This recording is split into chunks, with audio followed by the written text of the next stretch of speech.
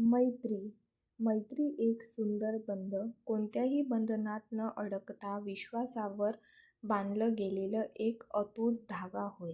सगळ्यांच्या आयुष्यात मैत्री ही खूप महत्त्वाची असते. एक हक्काची मैत्रीण किंवा मित्र असो, खूप महत्त्वाची भूमिका निभवत असतो. आपल्या सगळ्यांच्या आयुष्यात, आपल्या आयुष्यातील सुखदुःखात साथ देणारी, आपल्याला समजून घेणारी, आपलं चुकलं की आपल्याला वेळीच ओरडणारी एक असावी आपल्याला ही हक्काची मैत्रीण.